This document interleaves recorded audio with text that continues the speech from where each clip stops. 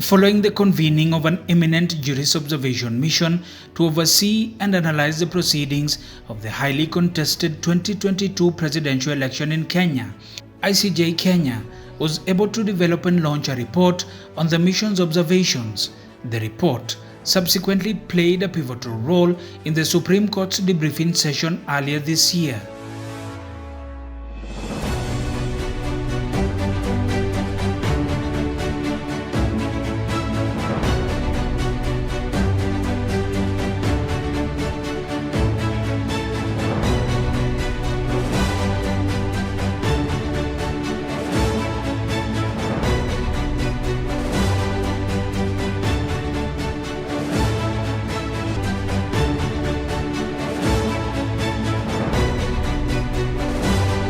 Through ICJ Kenya's engagement as well as interventions, jointly with other civil society organizations, although no police officer has been brought to book regarding their conduct during the protests, the said engagements led to increased vigilance on the conduct of police officers during protests, hence condemning their actions and calling for the respect of rights and freedoms enshrined in the Constitution.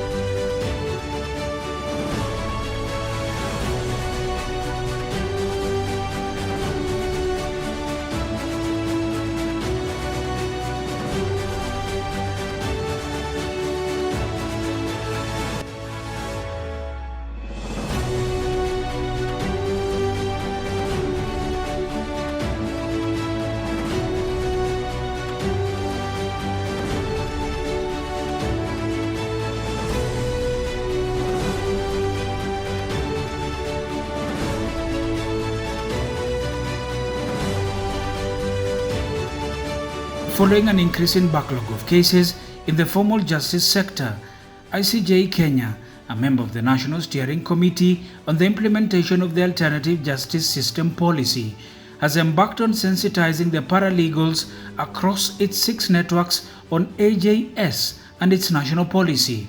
The policy provides a broad scope of alternative dispute resolution mechanisms. As a result of the efforts by the World Coalition Against the Death Penalty and ICJ Kenya, the campaign against the death penalty has taken a gendered approach. The courts in Kenya now consider instances of gender-based violence as a mitigating circumstance during sentencing. ICJ Kenya has noted a positive jurisprudential development in advancing the right to fair trial for women accused of offences attracting the death sentence. Let it be abolished so that it serves all people of Kenya right and they can enjoy their rights.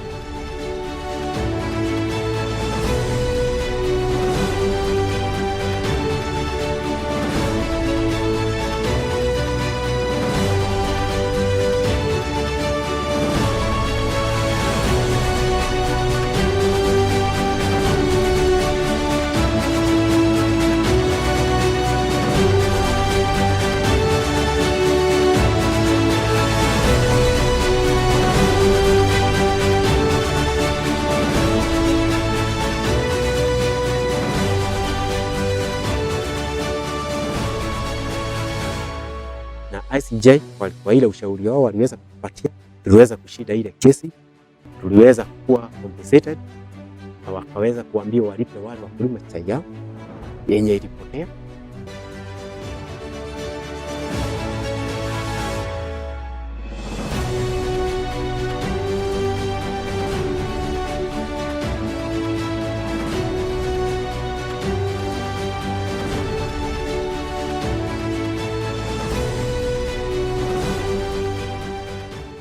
ICJ Kenya continues to note a decreased number of non-peaceful protesters. Creating awareness on peaceful protest is essential in promoting human rights in the civic space. ICJ Kenya has contributed to the promotion of free press in Kenya through advocacy. As a result, ICJ Kenya has noted a decrease on the foul utterances against the media by the political class.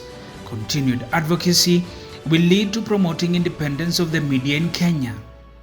Our Constitution's rule of law must remain supreme as the avenue to resolve our differences.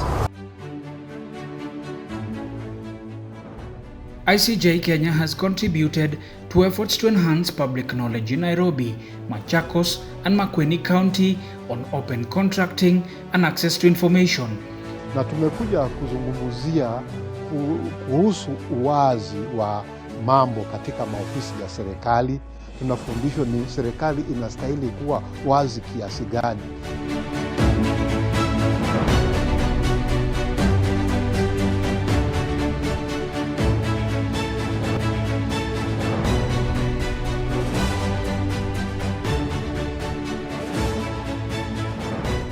Through a roundtable discussion, the Senate Committee on Justice, Legal Affairs and Human Rights committed to support ICJ Kenya proposals on policy and legislative interventions on the right to health. Through a partnership with the Kenya Judiciary Academy and Center for Reproductive Rights, ICJ Kenya has equipped judges and other judicial officers with knowledge and skills to enrich jurisprudence on right to health through the development of a health rights benchbook to guide judicial officers in the adjudication of the right to health.